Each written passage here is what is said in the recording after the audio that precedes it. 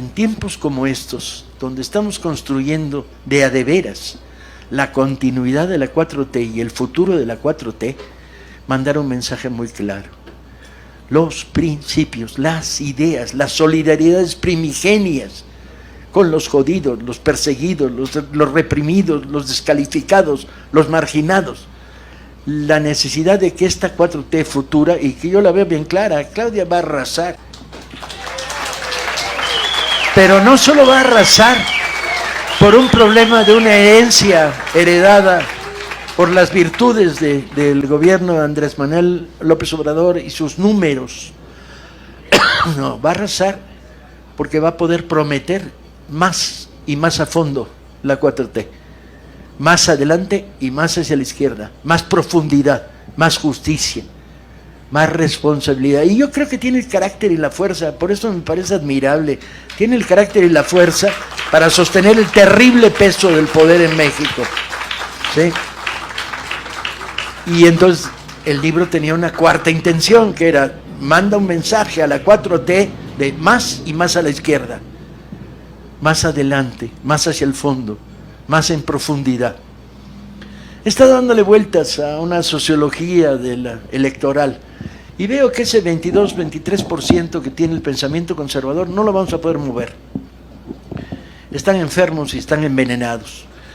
Tienen composiciones diferentes, oligarcas, discípulos de oligarcas que ni a oligarcas llegan, chafaoligarcas, nacooligarcas, etcétera, etcétera, etcétera. Cautivos del pensamiento clerical hiperconservador de la Guerra Fría, ¿no?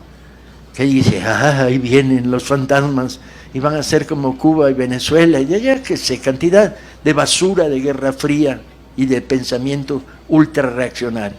No los vamos a poder mover. Vamos a enfrentarnos a un sector de la burocracia de este país que les quitaron pequeño privilegio. No, grandes los de arriba, grandes los corruptos, grandes los expresidentes. No, estos son los que se robaban el papel de baño, compañeros.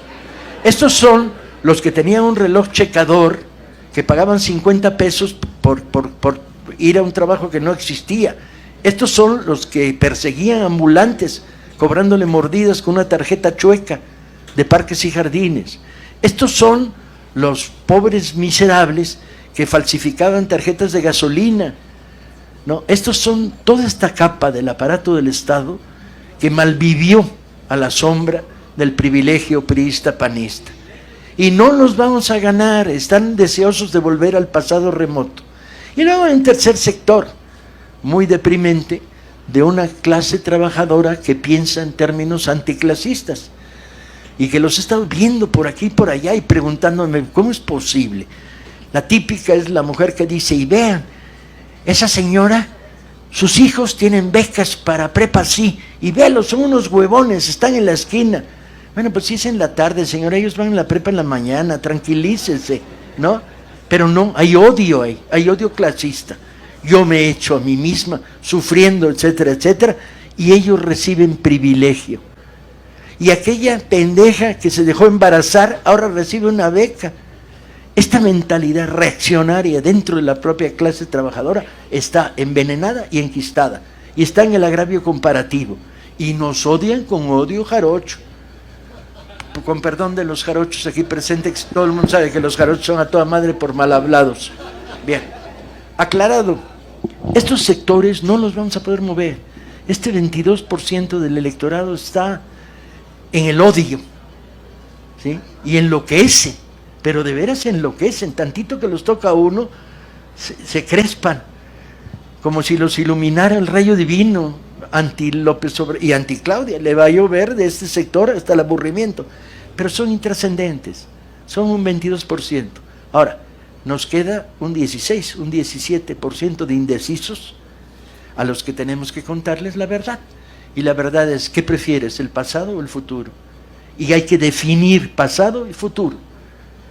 Y entonces la intención última de este libro no era definir pasado y futuro, nomás me faltaba hacer sociología disfrazada de literatura, pero sí la intención era poner a debate el problema de por dónde nos vamos ahora hacia adelante.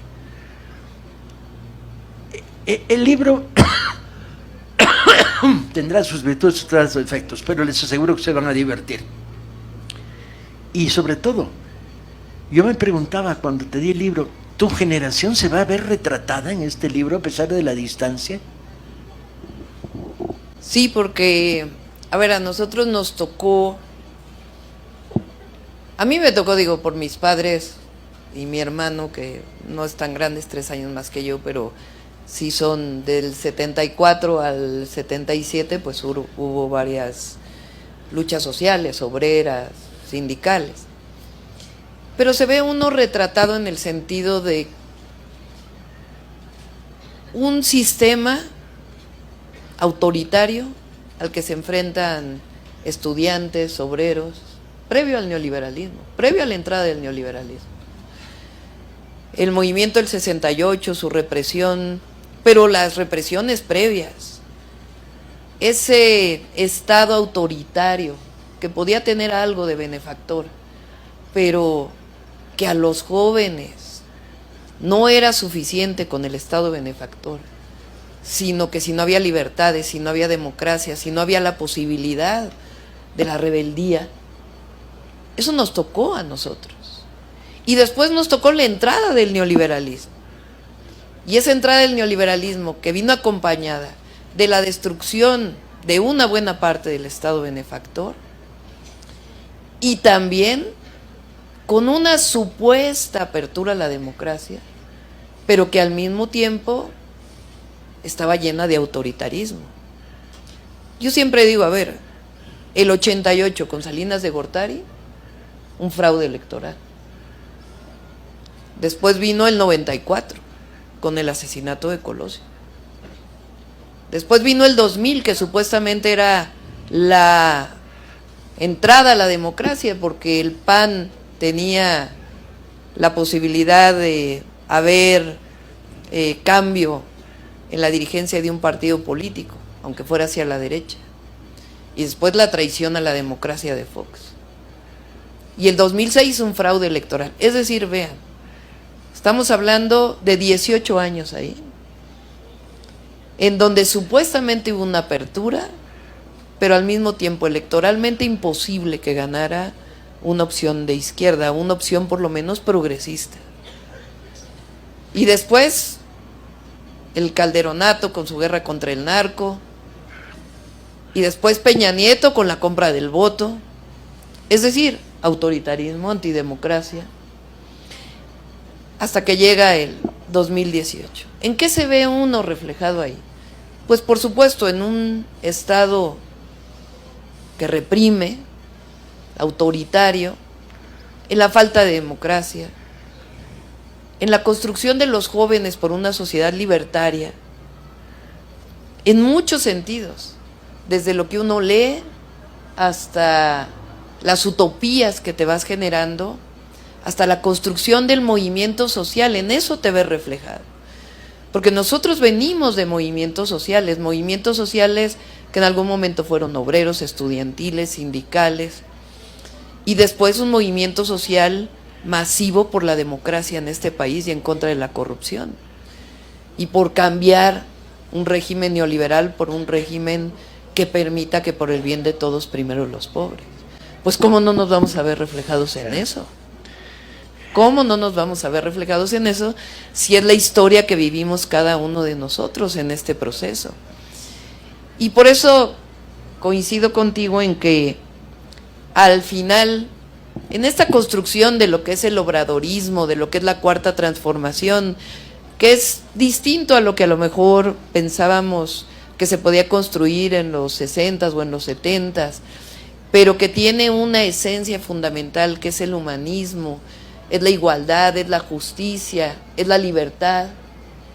En esa construcción de la cuarta transformación, pues cómo no nos vamos a ver reflejados, sea que tú tengas 70, sea que yo tenga 60, sea el que tiene 50, o ayer estuvimos con jóvenes, esos jóvenes que hoy tienen 18, 19, 20 años que por primera vez van a votar y que tienen que tomar una decisión, en efecto, O seguimos con la transformación o regresamos al pasado, porque no hay ninguna otra opción hacia adelante.